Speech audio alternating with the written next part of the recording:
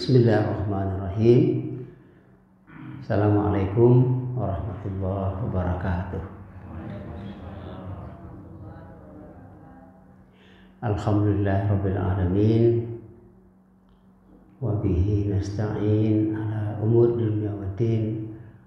Salatu wassalamu ala asyrafil anbiya'i wal mursalin Sayyidina Muhammadin wa ala alihi wa ashabihi ajma'in. Allahumma anta rabbi la ilaha illa anta khalaqtani ana abduka wa ana ala ahdika wa wa'dika mastata'tu a'udzubika min syarri ma sana'tu abu'u laka min ni'matika alayya wa abu'u bi zambi faghfir li fa innahu la yaghfiru dzunuba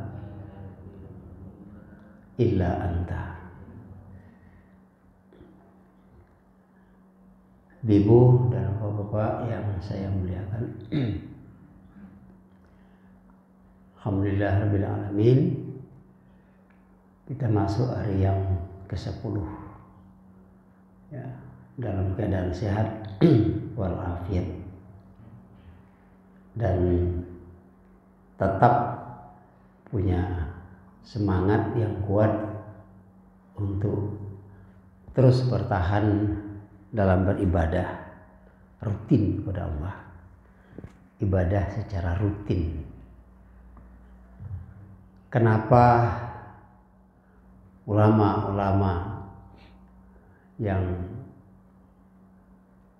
kita kagumi kebanyakan itu mereka nampak khusyuknya beribadah? Karena mereka merasakan apa yang dalam kajian orang sufi namanya halawatul ibadah. Halawatul ibadah itu manisnya ibadah itu, enaknya ibadah itu. Maka mereka tekun beribadah karena merasakan enak, merasakan nyaman, tenang. Lalu kita bagaimana? Bisakah kita seperti mereka? Bisa.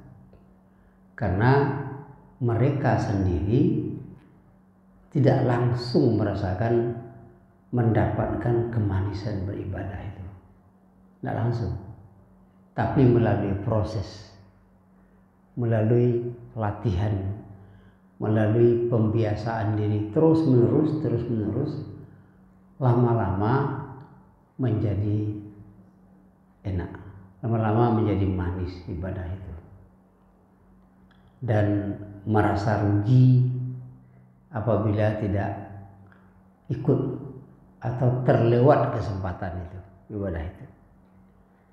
Jadi saya ingatkan kepada kita semua, sambil mendengar saya bicara ini, ibu bapak tetap berniat i'tikaf, tetap berzikir minimal dalam hati, ya, tetap hati itu berzikir terus, ya.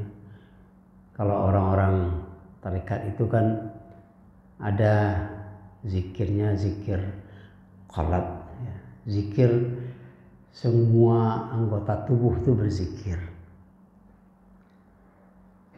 Kita masing-masing tentu pernah merasakan itu.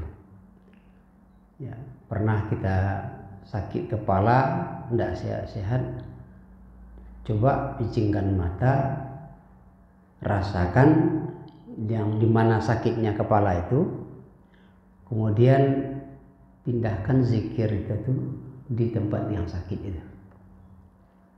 Yang sakit itu yang zikir. Ketika sakit perut itu zikir. Tapi kalau tidak dilatih nggak bisa.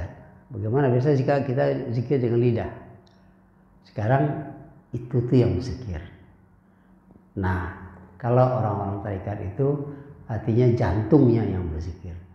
Setiap detak jantung itu tuk tuk tuk. Nah, tuk tuk tuk itu menyebut Allah, Allah, Allah. Itu ada salah satu latihan olahraga pernapasan yang didasarkan kepada Islam ya, ajaran Islam itu bagus ya. Jadi ketika menarik nafas itu langsung hati mengucapkan la ilaha, sampai ke dalam illallah, keluar illallah. Jadi keluar masuk itu illallah.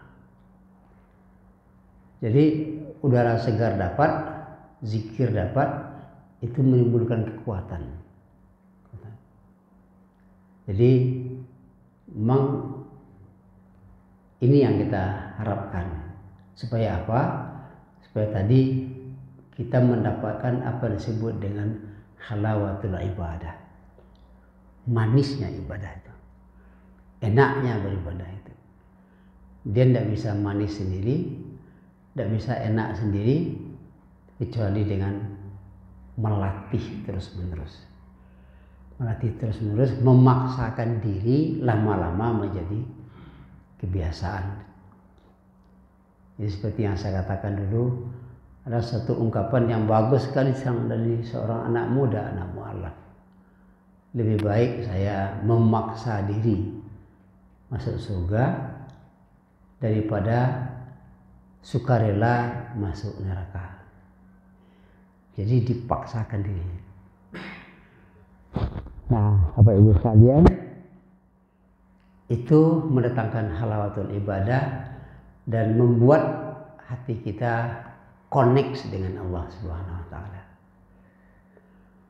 Suatu ketika Ibrahim bin Adham ke pasar, dia dikerubuni oleh orang, karena Ibrahim ini adalah seorang sufi wali Allah.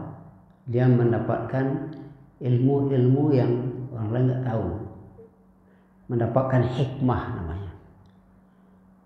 Hikmah itu dia bisa menerima ilham yang orang lain nggak dapat, kemudian dia bisa menyampaikan pelajaran yang sangat berharga. Jadi ada seorang bertanya kepada Ibrahim, ya Aba Ishaq, namanya Ishaq, kenapa saya kok merasa hati saya ini kurang connect dengan Allah? Saya berdoa juga, tapi ada sepertinya jarak antara saya dengan Allah itu dalam doa itu, sehingga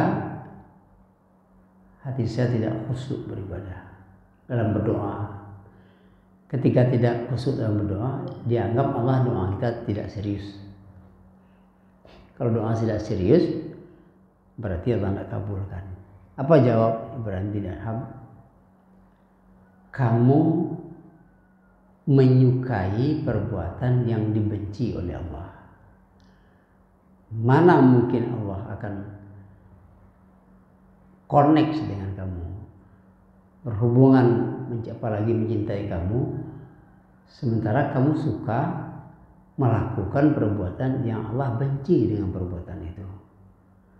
Nah, ini yang yang perlu kita ingat-ingat. Rasanya sudah rajin ke masjid, rajin ini, tapi kok masih terasa ada jarak. Ketika berdoa itu sepertinya Allah itu masih terasa jauh. Jadi itu yang dulu pernah juga saya sampaikan, di mana-mana saya sampaikan. Ketika berdoa dengan Allah, orang kan membaca berta'awuz misalnya, membaca auzubillah, aku berlindung dengan Allah. Sekarang orang banyak mengartikan itu bukan dengan Allah tapi kepada Allah. Padahal lafaz ta'awuz itu aku berlindung, a'udzu billah. Orang menerjemahkannya dengan berlindung kepada, padahal artinya dengan. Kalau kepada secara harfiah pengertian itu ba itu artinya dengan. Kalau dengan itu ya ibarat payung. Kita berlindung kepada payung atau berlindung dengan payung. Berlindung kan dengan payung, bukan kepada payung. Nah, apalagi Allah. Allah itu lebih dekat, aqrab min hablil warid. Allah itu lebih dekat dari urat leher kita. Begitu dekatnya. Maka berlindung itu dengan Allah. Allah bersama kita. Bukan kepada Allah. Ada orang yang menganggap itu masalah kecil. Padahal masalah besar. Apa masalah besar? Itu menyangkut akidah. Kalau kepada kita Allah jauh. Akibatnya dalam berdoa terjadi jarak dengan Allah Subhanahu wa taala. Ibrahim bin Adham mengingatkan bagaimana kamu akan merasa dekat dengan Allah, bagaimana Allah mendengar dan mengabulkan doa kamu, sementara kamu melakukan juga hal-hal yang Allah tidak suka. Allah benci. Ibu, Bapak sekalian, nah kita ingat-ingat saja, kita rasa-rasakan saja itu. Bagaimana supaya kita dekat dengan Allah? Ada beberapa jalan langkah yang ditunjukkan oleh para ulama kita. Tentu awalnya adalah mengikhlaskan niat. Mengikhlaskan niat, membersihkan hati dari berbagai kepentingan-kepentingan kepada Allah. Apa artinya kepentingan itu?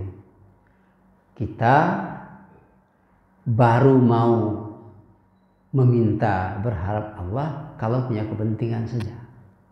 Baru ibadah kepada Allah karena punya kepentingan. Apa? Ketika hidup ada masalah lalu datang kepada Allah. Ketika tidak ada masalah, tidak datang kepada Allah. Itu namanya kepentingan namanya.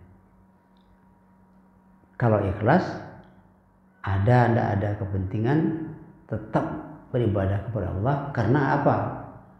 Wa ma umiru illa liya'budullah mukhlishina lahuddin. Beribadah itu semata-mata hanya karena Allah. Jangankan dengan Allah, kita aja kalau ada family tidak mau tahu aja dengan kita. Kita sakit pun dia tidak tahu, tidak pernah menelepon sekalipun, tidak pernah. Tahu setiap ada perlu baru datang. Tolong dibantu sekali dua kali. Kemudian begitu juga kita aja sudah marah. Apalagi dengan Allah Subhanahu wa taala. Jadi jangan jadikan Allah sebagai alat untuk membantu kita mencapai tujuan kita. Jangan jadikan Allah sebagai alat, tapi jadikan Allah sebagai bersamaan dengan kita mencapai tujuan. Ibu, ketika kita melakukan sesuatu lalu kita berhasil, kan dulu sudah kita bahas dengan baca bismillah. Keberhasilan itu kita tuh karena apa? Karena kita atau karena Allah? Nah, inilah dalam pemahaman hikmah kajian yang disebut dengan al-hikmah. Dalam hikmah tasri' wa falsafatuh disebut bahwa Allah itu menyertai kita dalam perbuatan kita. Dalam perbuatan. Jadi dalam salah satu ayat disebut wa ma ramaita idrama walakinnallaha rama. Jadi kalau kita memanah atau melempar atau menembak, tidaklah engkau menembakkan peluru atau memanahkan anak panah kecuali Allah yang memanah atau melempar. Ada yang mengartikan seperti itu. Jadi kita hanya yang melempar itu Allah sebenarnya. Tetapi kalau kita pahami ayat itu baik-baik, wa ma ramaita idz rama walakin Allah rama. Ketika engkau melempar, ketika engkau memanah, engkau melakukan dan pada saat itu Allah menyertaimu.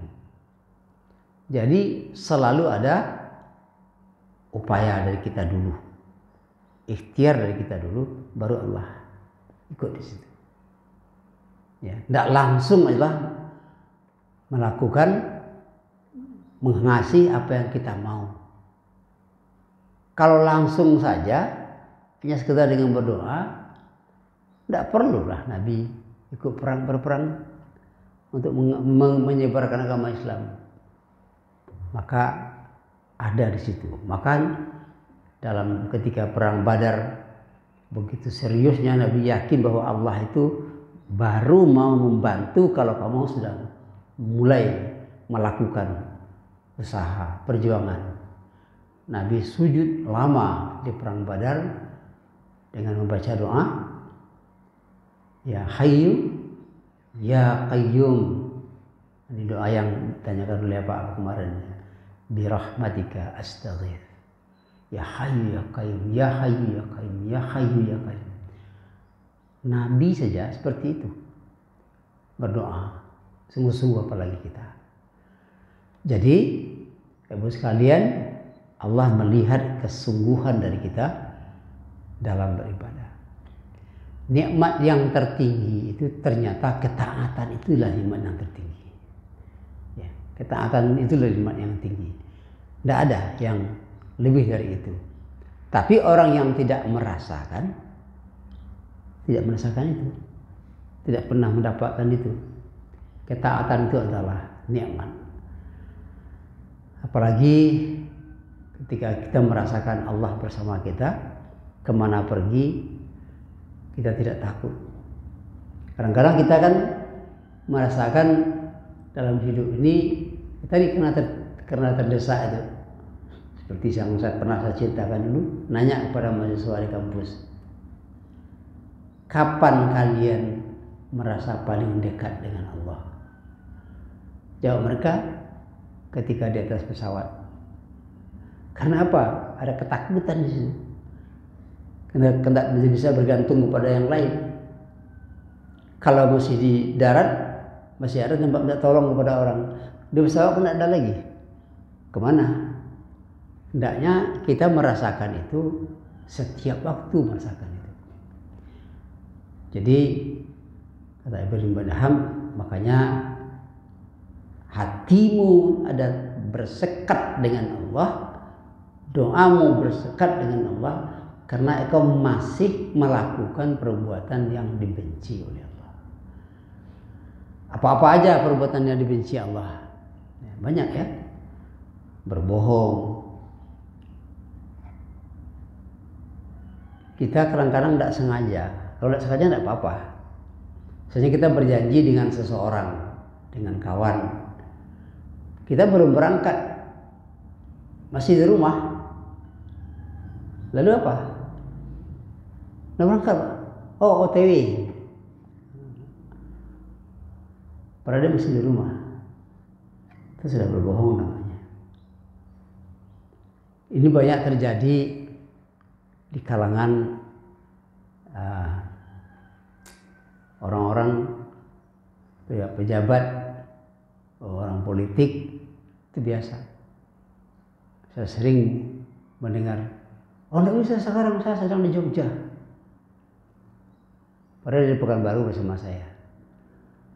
Saya bilang, gimana ada seperti itu?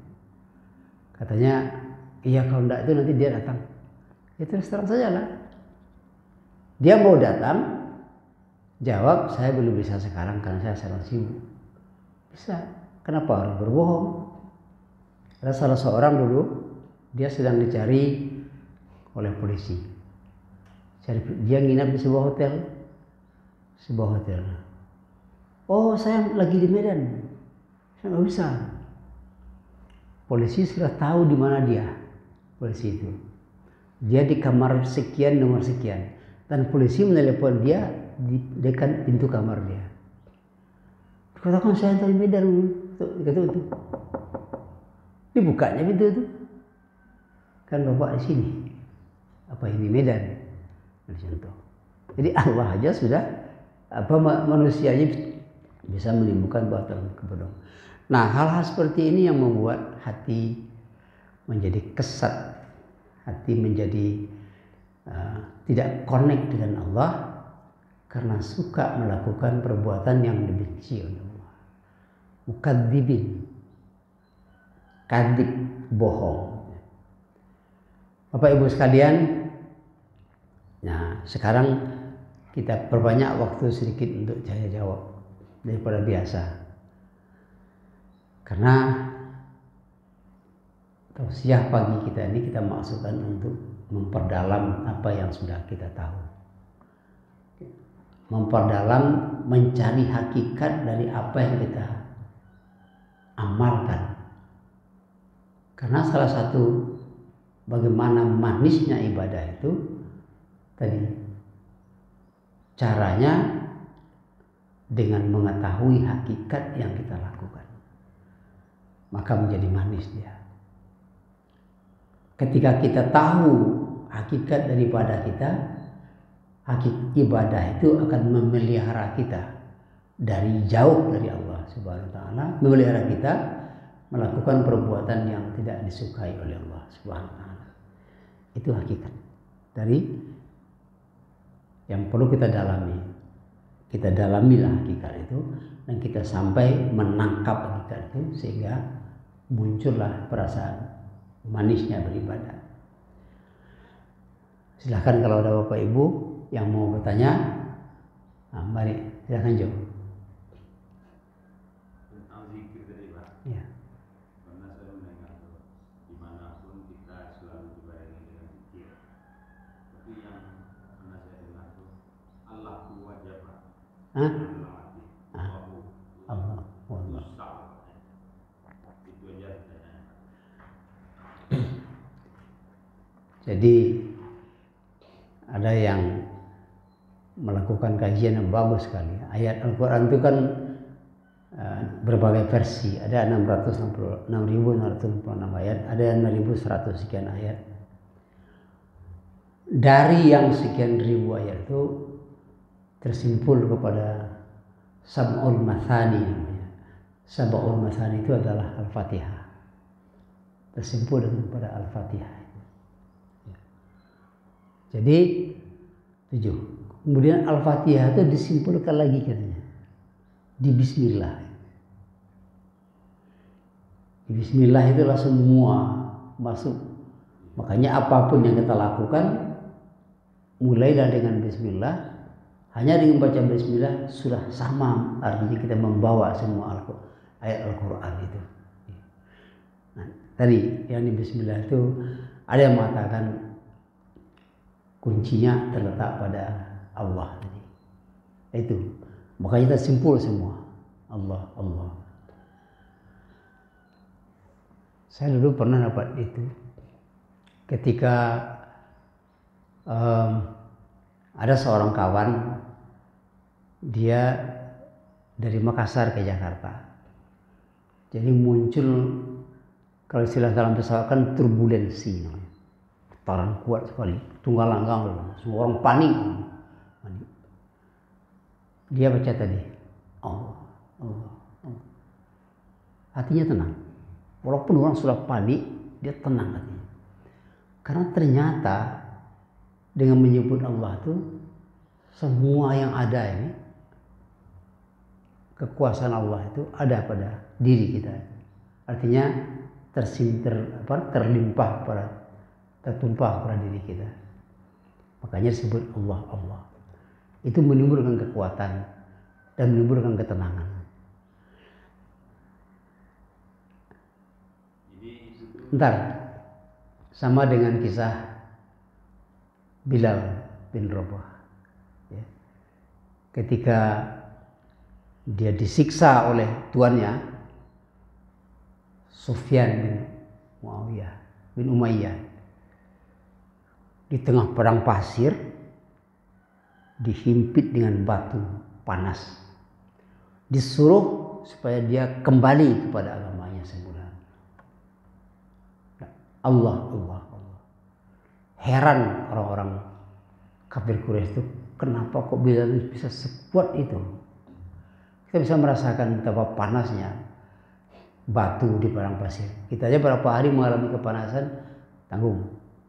Jarang kita keteras kita di panasnya bukan main. Tapi dengan menyebut Allah, semua kekuatan itu masuk ke diri. Jadi kalau Muhammad Ali petinju dulu gitu, sampai dengan bukan Allah lagi, intinya sudah hu.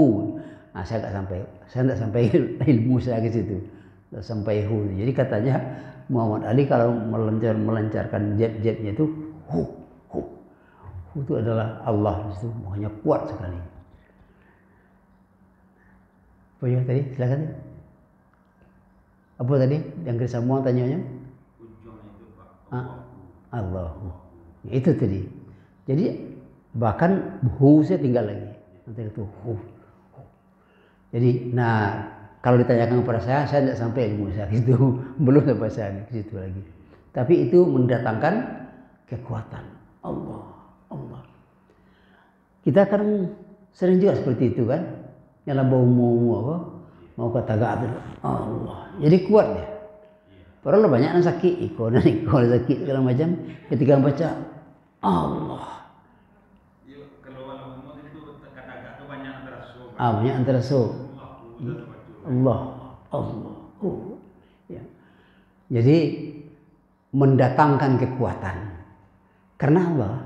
Kenapa? Karena Allah itulah sumber kekuatan. Jadi ketika kita menyebut Allah, saat itulah kekuatan itu terkumpul begitu. Kuat diri. Saya waktu pengalaman kita kan macam-macam ya, masing-masing kita punya pengalaman. Waktu masih muda, saya masih kuliah, saya KKN di Gunung Merapi. Pinggang Lakates ke Gunung Merapi itu. Pulang malam salah, masuk gunung, jalan gunung, tidak ada orang satupun. Malam itu macam-macam tak dengar kan, dia mengucapkan Allah itu kuat ini. Jadi tidak ada takut apa-apa lagi. Masing-masing kita pasti pernah merasakan itu. Waktu saya dulu kawin dia dengan almarhumah, kampungnya jauh tuh, berkumpul ke dalam itu tersuruh. Saya pulang dari Padang jam 9 malam baru tidak sampai di situ, ada sekitar 3 kilo lagi. Itu jalan kaki lewati hutan.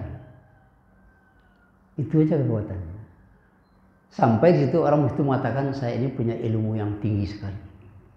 Kenapa? Kami aja tidak pernah lewat di situ tengah malam, harimau segala macam. Ambo tidak bisa apa-apa itu. Tapi memang badan itu rasanya melayang aja gitu. Karena dengan kekuatan Allah tadi. Kalau tidak pada zaman lalu, tapi itu saja keyakinan bahwa Allah pasti melihat kita. Kemanapun kita berada, mengapapun kita, itu semuanya seizin Allah. Kalau sudah seizin Allah tidak akan pernah membiarkan kita. Kan sudah izin. Jadi oleh sebab itu tadi simpulnya ke sana. Nah, ibadah itu bukan tujuan. Ibadah itu adalah latihan. Latihan untuk selalu dekat dengan Allah. Kalau sudah dekat dengan Allah, ya udah apa lagi? Itu. Jadi kalau orang salat itu bukan tujuan. Salat itu adalah tujuan, bukan tujuan, tapi latihan untuk membuat diri kita jauh dari fahsya dan mungkar. Berhenti dari fahsya dan mungkar. Tapi kalau kita salat masih melakukan itu, pada hakikatnya kita tidak salat atau belum salat. Makanya dalam kaji kita kemarin, diskusi kita kemarin, bagaimana mendirikan salat itu? Itu katakan, wa idza qadaytumus shalah fadhkurullaha katsiran qu'udan wa junuban wa ala junubikum. Jadi artinya setelah salat lanjutkan.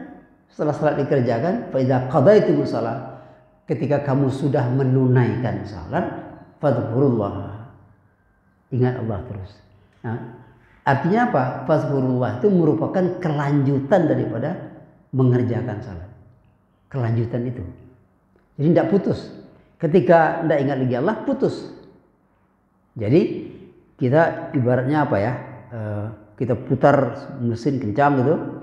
Mesin ini udah berhenti, tapi bekasnya jalan terus. Mengalir terus. Ibarat kita pompakan air sudah masuk ke dalam selang, kuat. Selangnya udah mati, udah selesai, tapi air mengalirnya terus, kencang mengalir air terus. Kira-kira begitulah. Fa idza qadaytumus shalah fadhkurullah, ingat Allah terus sesudah salat.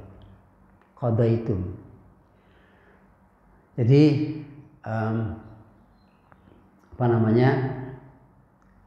dengan cara seperti ini maka kita menjadi semakin paham hakikat dari ibadah yang kita lakukan. Ternyata ibadah yang kita lakukan itu bukan untuk orang lain, bukan tujuan, tetapi itu adalah alat, itu adalah latihan mencapai tujuan itu. Mengasah-asah diri, mengasah terus hati itu menjadi, kan ada orang yang kalau sudah dilatih terus jiwa tuh bisa, kita melihat kan ada orang memadamkan lampu, itu kan lampu togok situ hanya dengan tunjuk aja mati lampu itu, mati lampu itu. Kalau istilah orang awak putih makrifatnya. Ini kan rahasia. Jadi jangan merasa diri ini hebat di dunia ini. Dunia ini, alam ini penuh dengan rahasia. Ketika kekuatan gaib itu bisa orang lari dari kita karena dengan kekuatan batin yang tinggi. Nah, tapi itu tadi memulai dengan latihan. Nah, salat itu latihan untuk menanamkan kekuatan jiwa kita dekat dengan Allah Subhanahu wa taala. Jadi bukan dengan bertapa. Tetapi sebenarnya salat itu bisa juga mengandung arti pertapaan. Apa arti pertapaan? Kalau bertapa kan yang mengisah, dulu pergi ke hutan, semedi, artinya memutuskan hubungan dengan dunia. Salat kan seperti itu. Makanya dikatakan salat itu sebagai tiang agama, karena semua syariat agama itu tersimpul dalam salat itu. Ada namanya uzlah. Uzlah itu memisahkan diri kita dari dunia. Jadi ketika kita baca Allah, namanya takbiratul ihram. Ihram itu kan takbir yang mengharamkan kita melakukan perbuatan yang sebelum salat boleh lakukan. Makan, minum, berbicara, ya. Itu namanya kan boleh. Tapi setelah takbiratul ihram tertutup. Artinya ada kita mengasingkan diri. Jadi salat itu sebenarnya juga bagian dari pertapaan. Orang bertapa, tidak perlu bertapa ke hutan segala macam. Dengan salatnya sudah bertapa. Jadi pernah aja menengok video. Menyebutkan mudah dirikan sholat. Ya. Sholat itu adalah tiang agama. Ya. Untuk menanam sholat di diri waktu itu kan sangat sulit rasanya. Ya itulah tadi. Salatlah sampai kamu merasakan khusyuk. Berinfaklah sampai kamu merasakan ikhlas. Bagaimana nak berinfak bang? Anak tidak ikhlas semua. Kalau tidak dimulai, bila ikhlasnya? Kalau tidak ditanamkan, bilanya tertanam. Jadi salat berulang-ulang itu makanya berulang salat menanamkan terus menerus. Jadi sampai kayak tadi berinfak sampai ikhlas. Jadi kalau ikhlas lah berhenti, enggak, sampai ikhlas terus sudah tuh lancar sudah tuh. Jadi barat orang menghafal ini kan umat sering menghafal Al-Quran gitu ya. Kalau sudah mulai lancar aja sudah. Lancar aja deh sudah tuh. Sesuatu yang sudah terbiasa kan. Mohon maaf saya sering juga mencontohkan pengalaman saya. Ketika saya menulis, banyak yang nanya, Pak, bagaimana caranya? Kok tulisan Bapak banyak sekali keluar ini? Saya bilang tidak langsung lancar aja. Karena saya biasakan, lalu meluncur sudah itu. Nah, setelah itu terus coba ulang-ulang lagi. Inilah yang makanya Allah suka ibadah itu bukan banyaknya, tapi terus menerusnya, mudawamahnya yang perlu. Sekali salat semalam, setelah itu berhenti. Kenapa Allah suka kepada yang seringnya? Karena keseringan itu menanamkan, menumbuh. Tapi kalau sekali banyak berhenti, goyang lagi. Jadi apa?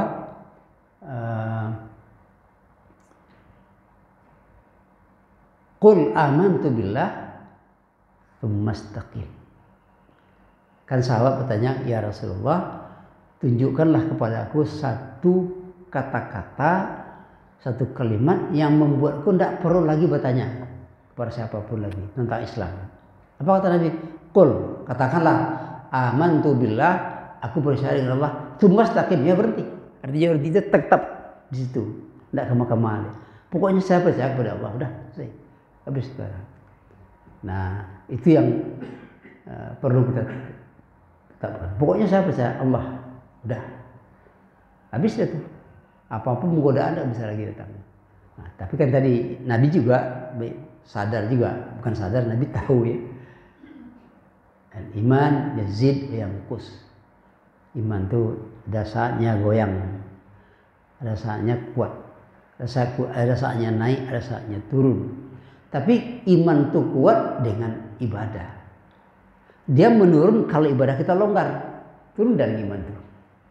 Jadi untuk memelihara iman itu adalah ibadah yang rutin itu berulang-ulang, bukan sekali banyak, tapi banyak sekali-sekali. Artinya rutin terus. Ambo tidak perokok, ambo tidak banyak merokok rupanya. Bapak itu tidak ambo merokok sebatang-sebatang saja. Jadi artinya merokok tidak sebungkus, tidak sapak sekaligus. Nah, karena orang yang biasa-biasa, dulu kan mula-mula belajar merokok, bapak-bapak yang merokok, enak nggak rokok itu mula belajar merokok? Karena enak, pahit, kelik lidah. Tapi karena dibiasakan terus, akhirnya menjadi tergantung kebiasaan, malah enak terasa. Nah, akan lebih seperti itulah kalau beribadah, apalagi menjadi enak, nyaman seperti itu. Nah, betul kata Jo tadi, mudah diucapkan dan tidak mudah dipraktekkan. Yang paling payah itu orang yang menyampaikan itu. Kayak saya kan, Jo, menyampaikan tuh. Nah, saya mengatakan seperti ini. Nah, kalau saya sadar, loh, saya kan menyampaikan begini, kenapa saya tidak lakukan itu? Itu yang kita minta kepada Allah itu menanamkan kesadaran dan membuat kesadaran itu selalu berada dalam diri kita. Salah satu hakikat ibadah itu adalah selalu mempertahankan, memelihara kesadaran selalu ada di diri kita. Nah, saya akan menyuruh orang begini, kok saya tidak lakukan? Saya akan melarang orang begini, saya kok lakukan? Itu namanya kesadaran. Kesadaran itu yang paling penting. Nah, sekarang saya ini kan sudah tua. Apa yang ditengok yang saya lakukan, anak saya, cucu saya menengok. Sadar namanya itu. Kok ini saya lakukan, anak saya melihat. Mungkin ada anak kita di dekat kita, cucu kita dekat kita. Masyarakat menengok. Orang kok menengok? Ria kah itu? Bukan. Kalau dia itu untuk dipuji orang, tapi kita diperhatikan oleh orang akan menjadi contoh. Nah, ini yang paling berat itu. Jadi pertahankanlah kesadaran itu di mana supaya kita tidak sesat. Ini kan faktor umur banyak. Ada orang yang dia sedang sepeda motor atau di mobil, dia tidak tahu dari mana. Mana saya ini? Pada dia jalan diikutinya tapi nggak tahu, sadar. Kemudian ada satu tanda, ada satu kawan, itu kira-kira 5 tahun, 7 tahun yang lalu lah. Dia belum tua kali. Saya pernah Pak mengalami dia dari mana, dari Dumai. Sampai di Dumai itu, saya nggak tahu saya di mana. Tapi dia jalan terus. Jalan-jalan terus, mana saya ini, mana saya? Nampak SKA. Oh, bukan baru SKA, baru sadar. Nah, dalam beribadah, menyerahkan diri juga begitu. Di mana saya? Kenapa saya? Ketika ingat Allah mengingatkan bahwa kamu sedang di sini. Itu yang Yang salah satu yang kita sebut dengan hakikah beribadah itu. Jadi kita zikir Allah itu adalah zikir membuat kita kesadaran itu selalu ada dalam diri kita. Jangan sampai tidak sadar. Makanya dalam ayat la taqrabus shalah wa antum sukar. Jangan dekati salat, jangan salat kalau dalam keadaan mabuk. Kenapa? Orang yang sedang mabuk dalam salat dia melayang-layang saja, dia nggak tahu saja. Begitu dia masuk Allahu Akbar, dia nggak tahu dia di mana. Kapan dia tahu dia salat? Ketika assalamualaikum. Oh, sembahyang apa tadi punya salat. Kalau pernah kita merasakan itu, ulangi salatnya. Pasti kita pernah, saya pun pernah merasakan begitu. Tidak orang lain aja. Saya pun pernah merasakan gitu. Kalau pernah begitu, ulang salat lagi. Nah, ketika mau ulang tuh baru kita sadar bahwa kita hati-hati betul. Itu yang kita jaga terus-menerus. Adalah waktu udah bermasuk. Kalau nggak ada, ini tadi ingat, jangan sampai menjadi orang yang tidak sadar. Ya, wala takunu kalladzina nasullah fa ansahum anfusahum. Kita di saat lupa kepada Allah, lupa diri. Maka supaya jangan lupa diri, dalam ayat itu alatnya, senjatanya selalu ingat Allah. Wala takunu kalladzina nasullaha fa ansahum anfusahum ulaika humul fasiqun. Janganlah kalian seperti orang yang tidak ingat kepada Allah, lalu kamu tidak ingat dengan dirimu. Ketika kamu tidak ingat dengan diri, kamu akan lakukan perbuatan maksiat, kamu jadi orang fasik. Ya, orang fasik itu dua. Orang yang pernah melakukan dosa besar atau berlanjut dalam dosa kecil. Dia tidak pernah dosa besar tapi dosa kecil terus. Itu orang fasik namanya. Nah, kita itu. Jadi ayat itu menunjukkan kepada kita bagaimana kita memelihara kesadaran adalah dengan cara selalu mengingat Allah. Makanya hadirkan Allah tadi, Allah dalam hati. Setiap langkah adalah Allah, kemana pergi adalah Allah. Kalau tersilap sekali ketika kita nyebut Allah, kita sadar kembali lagi. Oh, salah jalan kemana? Kemarin saya diajak oleh orang Rio Pos ada podcast, ya, saya diwawancara. Sekarang kan sudah mengemuka kembali bahwa kita harus kembali, negara kita ini dikembalikan kepada Undang-Undang Dasar 1945 yang asli. Kini kan disabut-sabut jauh Undang-Undang 1945, tapi lah sambuh perubahan, bohong. Katanya Pak, kembali itu kan namanya mundur. Ada dua, kembali ada yang berarti mundur, itu takut untuk melanjutkan. Yang kedua, kembali dalam arti mengevaluasi. Nah, apa arti mengevaluasi? Dia jauh berjalan, makanya orang tua kita dulu sangat arif dalam mengeluarkan kata-kata. Kalau sesat di ujung jalan, kembalilah ke pangkal jalan. Kembali ke pangkal jalan di situ artinya bukan mundur kalah dari orang lain, bukan. Kembali ke jalan itu menelusuri ke belakang. Awak salah kah? Oh, salah Pak Kumar.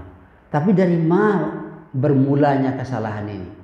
Nah, itu turun ke belakang. Oh, dari langkah iko salah kamu. Dari siku lah mulainya. Mulai balik, luruskan siku balik. Itulah yang namanya tobat.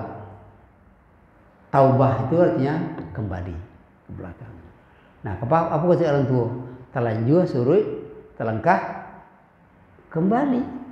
Kalau terlanjur kita, oh enggak bisa, jangan mundur terus saja. Itu ngarai di buku. Bataluhnya masuk orang ngarai.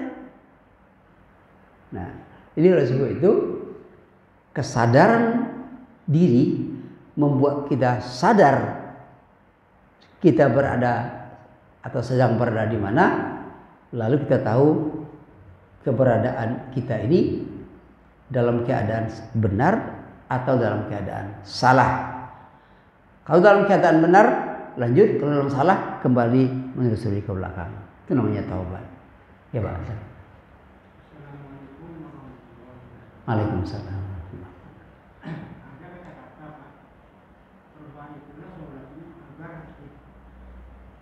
Perbaiki salatmu. Memperbaiki hidupmu. Maksudnya begini Pak, bagaimana cara mengedukasi diri kita agar kita bisa mengkonek dengan Allah. Pertama, yang kedua, bagaimana adab berdoa supaya doa kita itu diijabah oleh Allah. Dapat. Salat secara harfiah nantinya doa. Salat itu pengertiannya secara harfiah artinya doa. Makanya dalam bahasa Inggris salat, beribadah, doa sama aja, pray keduanya.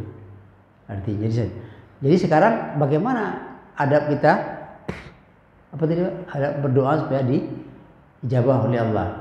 Nah, adab berdoa dijabah oleh Allah latihannya dalam salat tadi. Apa latihan dalam salat? Kan disebut salat yang baik itu adalah salat yang khusyuk. Siapa yang khusyuk salat? Alladzina yazunnuna annahum mulaqu rabbihim wa annahum ilaihi raji'un. Nah, rupanya khusyuk itu datang ketika kita meyakini bahwa kita pasti jumpa dengan Allah. Nah, ketika dalam salat kita pasti sedang berkomunikasi dengan Allah.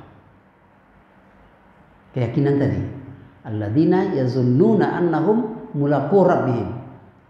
Yakin waktu itu yakin waktu salat, dan yakin berikutnya kita pelihara salat kita karena yakin kita bahwa nanti kita akan berjumpa dengan Allah. Nah, sama dengan orang yang kita berjumpa dengan orang yang paling kita rindui kan hilang semua. Jadi salat supaya doa kita diijabah, apa syarat supaya doa kita diibadah? Lakukan seperti yang ada dalam salat. Apa yang pertama? Ikhlas. Itu ulama sudah merincinya. Yang pertama ikhlas. Yang kedua, rutin melakukan perbuatan-perbuatan baik dalam ikhlas tadi. Yang ketiga, menghindarkan diri dari hal-hal yang akan merusak kekhusyukan. Yang keempat, selalu melakukan, kalau istilah anak sekarang scanning. Kalau komputer, laptop kan dalam banyak virus, di-scan tadi. Hati itu baru connect langsung dengan Allah, kalau hati itu sudah bersinar. Kenapa dia bersinar? Karena sudah bersih. Bersihnya apa? Bagaimana, apa alat untuk men-scan hati? Istighfar. Jadi doa yang termakbul itu adalah doa orang yang hatinya bersih kepada Allah Subhanahu wa taala. Apa cirinya doa dimakbulkan Allah? Tenang hati. Jadi doa yang makbul itu bukan awak minta kayu jadi orang kayu tentu. Karena nikmat yang tertinggi itu adalah ketenangan jiwa. Tenangan jiwa.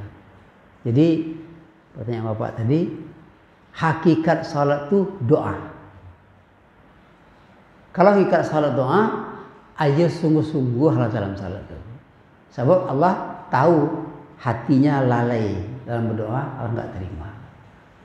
Jadi supaya doa di luar juga dimakbulkan oleh Allah, latih diri, dan makanya betul perbaiki salatmu, maka Allah akan membaiki hidupmu.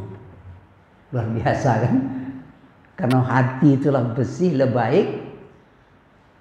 Kalau hati elok kita dengan orang, bukan Allah saja kan orang baik kawan.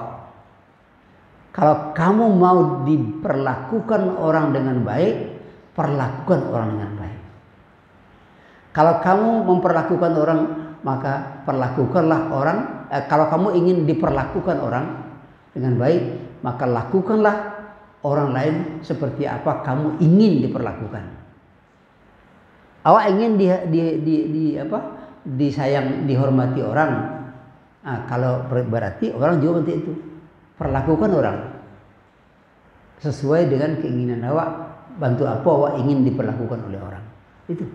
Nah, jadi salat itu doa, dan salat itu juga latihan khusyuk untuk berdoa. Pertanyaan itu bagus nih sama Ustaz Ajo tadi. Jadi itu yang kita gali sekarang, gali dalam ibadah kita supaya jangan kering ibadah itu. Nah itu latihan terus, latih terus sampai kapan? Sampai mati, sampai mati. Jadi ya Pak. Itu dia. Tidak ada silaturahmi. Lah talambe Pak. Kalau lagi duit yo tidak talambe namanya. Masih ada. Kalau terlambat itu resiko. Kayak Fir'aun. Akhir terlambat. Alhamdulillah. Itu makanya kita syukuri. Begitu bangun tidur. Alhamdulillah. Ya Allah. Masih hidup saya. Berarti saya masih ada kesempatan. Masih ada kesempatan. Belum tentu orang muda lebih panjang kesempatannya daripada orang tua. Orang muda itu kesempatannya mati misalnya. Jadi oleh sebab itu. Tidak ada kata terlambat. Dan tidak ada kata terlewat. Artinya jangan lewatkan kesempatan apapun dalam hidup ini untuk berbuat baik. Kebaikan itu bukan datang dari orang. Kebaikan itu datang dari diri sendiri. Apa? Hati. Maka selalulah sucikan hati, bersihkan hati dengan istighfar. Istighfar itu. Ibu Bapak sekalian, sekiranya demikian ya. Sudah habis waktu kita. Ya, silakan jawab.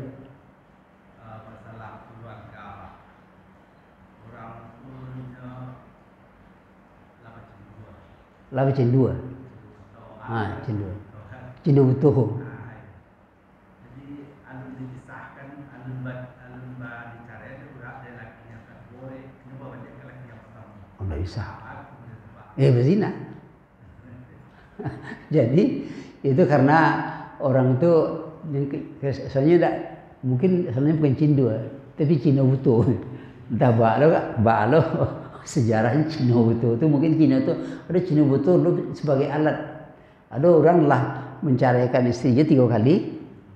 Kan kata orang tua kalau tahu dirancak lado siangnya 3 kali. Kalau tahu dirancak jando coba carikan 3 kali. Nampak dan jando terancak. Awal tidak boleh balik lagi, tidak boleh rujuk. Kecuali dia kalau sudah nikah dengan suami yang baru. Nikah benar, bukan nikah pakai janji. Bukan nikah benar. Nah, lah diceraikan baru dia balik.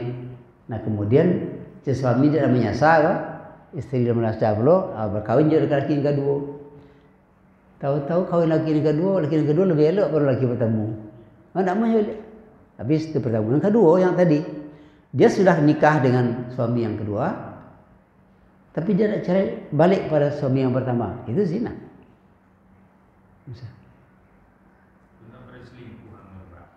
Ini lo caranya di laki yang kedua kan? Ini lawan dia laki pertama. Itulah biasa dari sini. Kalau selingkuh itu mandok-mandok. Ya, kau tertarangnya balik lagi bertemu. Laki yang kedua untuk menghalalkan laki pertama itu kan laki-laki inguah namanya itu dari Jawa. Masalahnya gitu.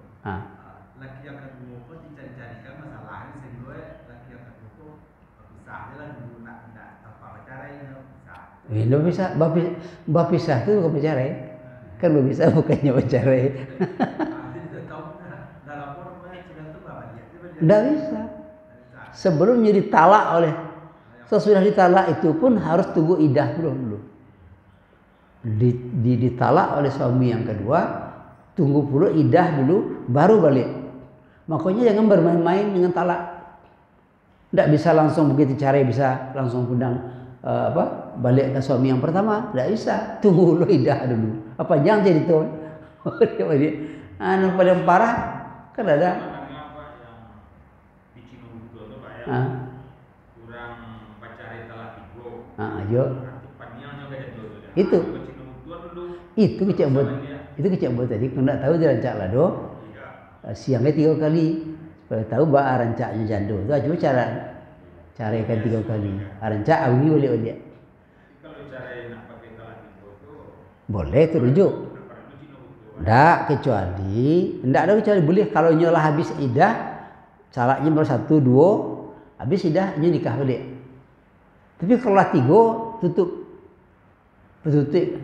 lembaran tuh, kecuali kalau nyol nikah dengan suami lain. Nikah dengan suami lain itu baru bisa balik, diceraikan loh udah suami lain tuh. Diceraikan dengan suami lain itu tunggu pula masa idahnya dulu. Baru boleh balik ke suami yang pertama. Nampak ya bro, kawin apa tuh?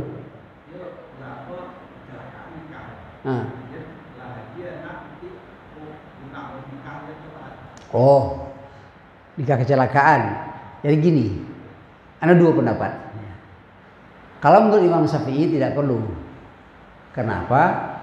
Kehamilan. Kenapa orang hamil itu dilarang nikah? Karena untuk menghormati janinnya. Ya, janin itu. Tapi janin yang mana yang dihormati? Janin yang nikah yang benar, yang sah. Kalau orang berzina lalu hamil, itu tidak ada penghormatan kepada janin itu. Makanya dia boleh nikah dan tidak perlu ulang lagi. Kenapa? Kalau nyolah nikah, lalu lahir anaknya nikahkan balik, jadi menjalangnya melahirkan itu namanya apa tuh hubungannya? Kan berarti hubungan tidak sah. Berzina. Jadi Imam Syafi'i mengatakan tegas, perempuan yang nikah, perempuan yang hamil karena di luar nikah itu dianggap dia tidak nikah. Makanya itu anaknya tetap anak zina, tapi dia tidak nikah. Lalu kalau dinikahkan lagi, itu berarti kita mengatakan nikah yang pertama itu tidak sah. Sementara dia sudah bergaul. Ya kan? Sudah bergaul. Berarti kan zina terus. Itu artinya. Untuk menghilangkan itu. Jadi kawin kecelakaan.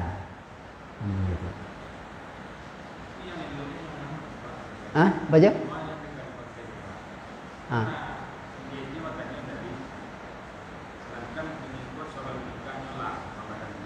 Ya.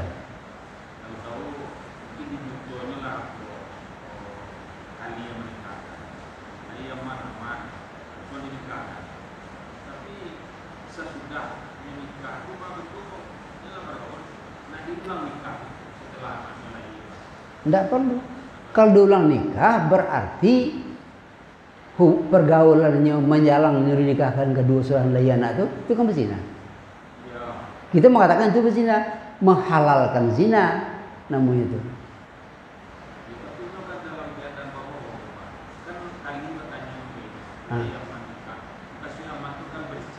Iya. Ya. Ya walaupun bohongan nikah tuh walaupun bohong-bohongan, walaupun icak-icak nikah tuh sah. Jadi kalau awak pemain bintang film sendiwara kan lalu nikah begitu. Ambo misalnya bintang film, anak ambo gadis, apa mainnya lain laki-laki yang mau nikahkan, pemain nikahkan dalam acara itu sah nikahnya. Nikah itu tidak boleh dibermain-mainkan. Nikah satu talak satu bisa bermain-mainkan. Jadinya. Nah itu, jadi tidak perlu ulang. So, kalau diulang itu berarti kita menyebut bahasa apa? Nikah yang tadi itu tidak sah lalu dia berzina. Abi kata tua. Ya tidak apa-apa lah. Kita salat duha aja lagi itu ya. Tak apa-apa salat duha kita. Nah, kita gunakan waktu kuliah subuh ini untuk mendalami hal-hal seperti itu. Ya. Banyak di masyarakat, banyak. Dan apa namanya, ilmu seperti ini. Itu kan kayak kaji lamo. Bertanya Allah balik, kaji lamo kok masalahnya baru balik. Jadi tidak pernah ada kaji. Yang kita ulang ini kan kaji yang lama juga sebenarnya. Dulu pernah juga dengar, ada bahas itu kita ulang lagi. Untuk apa lebih memperdalam itu. Apalagi yang banyak anak-anak yang baru, orang yang baru-baru belum pernah belajar itu, ya kita ulang lagi kayak gitu. Saya agak sering mengulang-ulang karena saya tengok banyak yang baru yang waktu disampaikan kemarin dia tidak hadir. Padahal kita ingin yang hadir, yang tidak datang dulu itu hadir datang sekarang, kita ingin dia paham. Kalau dia diulang sedikit kayak gitu.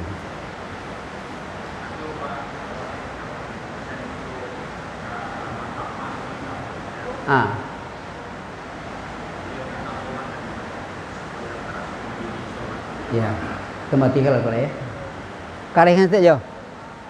Karehan soros teh. Karen soros teh. Ya, itu dia.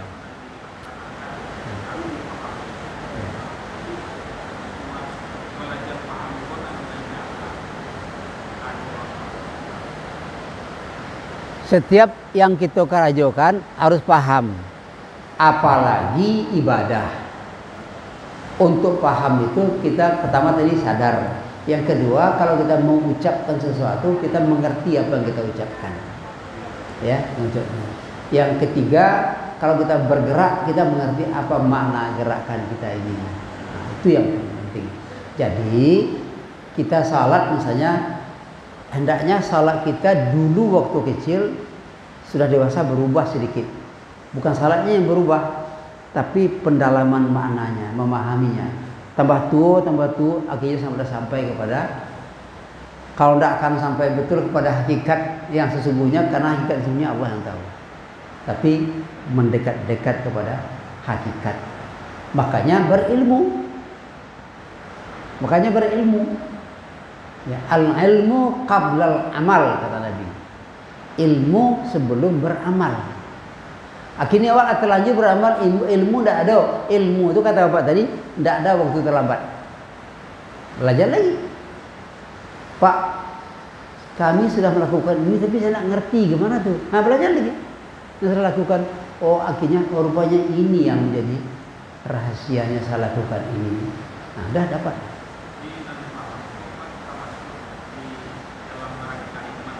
Iya. Iman itu akan kuat kalau kita memahami apa yang kita imani.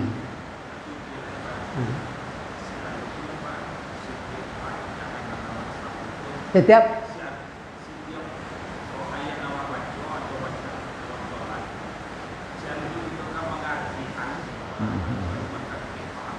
ya.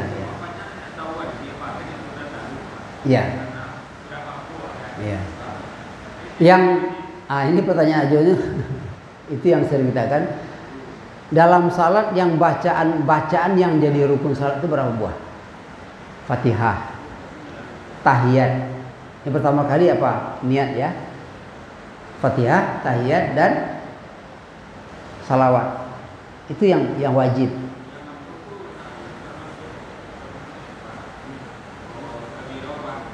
Sunat. Itu sunat. Kabirau wajahtu inna sholati itu sunat. Itu sunat. Sunat ya. Sunat itu memang sunat sebaiknya kan dihafal. Apa tak tahu artinya? Enggak apa? Ya, malah bagus. Hendaknya kan gitu kan. Kalau orang wak angle mengarah tiang anang kecian tuh. Lemar tiang anang kecian tuh. Jangan apa yang tersabi awak tidak mengerti, apa udah bisa mengerti. Jadi yang pertama salat itu bisa khusyuk, kita paham yang kita ucapkan. Jangan sampai ada di antara awak yang tidak mengerti arti Fatihah. Jangan sampai. Jadi supaya kita lebih kalau lama salat ke. Nah, dulu boleh, ndak paham pun salatnya sah. Ndak ngerti kita, ndak tahu kita arti Al-Fatihah, tapi kita baca salatnya sah. Tapi ndak sampai mengantarkan kita kepada hakikat salat. Nah, jadi Fatihah itu dipahami artinya. Kemudian berikut apa? Kalau tasbih itu subhanallahil azim, subhanallahil a'la itu sunat. Nah, tapi kan lebih bagus itu artinya tahu kalau sudah kita bahas dalam pertemuan sebelumnya. Kemudian tahiyat. Kan itu yang rukun-rukun ya, rukun-rukun itu. Allahu Akbar. Anda aja paham Allah Maha Besar. Jadi jangan diganti pula. Allah Akbar itu artinya kalau bahasa Indonesia kan sangat besar, maha besar. Allah Maha Besar tidak masuk. Tidak pandai bahasa Indonesia. Allah kadang mana itu tidak masuk. Jadi zauq ibadah itu ada dalam teks aslinya, lafaz aslinya di situ. Allahumma shalli ala Muhammad, Allahumma shalli ala Sayyidina Muhammad, dua-duanya boleh.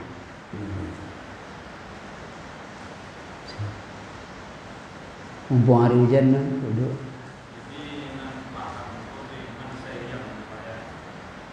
Tidak apa paham itu mengantarkan kekuatan iman awak. Kekuatan iman. Jadi untuk menanamkan iman awak harus mengerti apa yang awak kerajukan. Jangan sampai tidak mengerti, makanya harus sadar tadi. Gitu. Ya.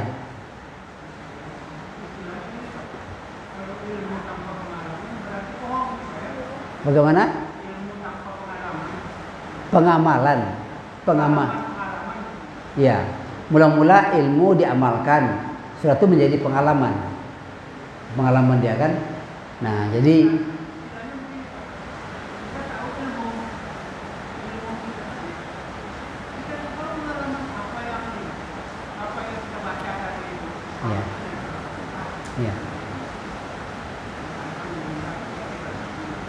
ya.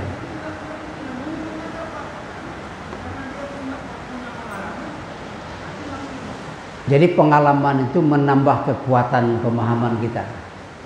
Jadi ilmu, pengamalan, kemudian pengalaman. Nah, rupanya setelah ilmu, jadi begini Pak, bagus juga itu. Jadi artinya begini, apa yang saya dengar, saya lupa. Apa yang saya lihat, saya ingat. Tapi apa yang saya alami, saya paham.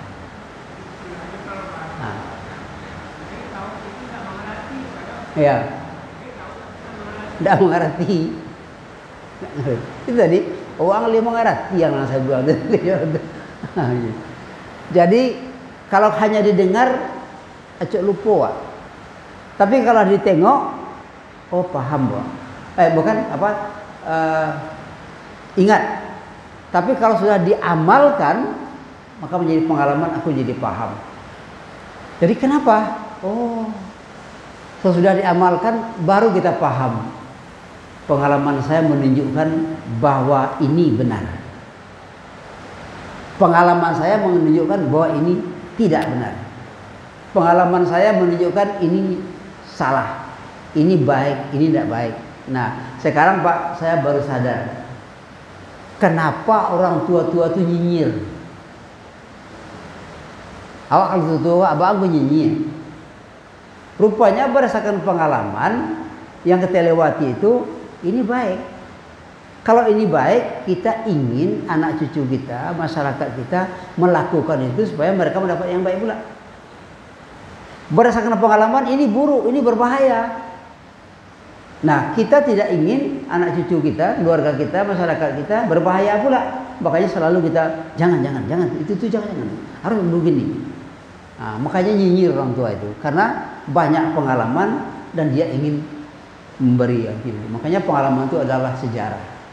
Sejarah itu dalam sejarah ada pelajaran, ada peringatan. Ada leh. Kena kita salat duha leh. Itu duha ada masuk. Ya. Baiklah Bapak Ibu sekalian, karena ada lagi. Mudah-mudahan ada Pak Bizal. Tidak Pak Bizal kok ada tanya. Baiklah kalau tidak ada, kita sudahi. Subhanakallahumma wa bihamdika asyhadu an la ilaha illa anta astaghfiruka wa atubu ilaik. Assalamualaikum warahmatullahi wabarakatuh.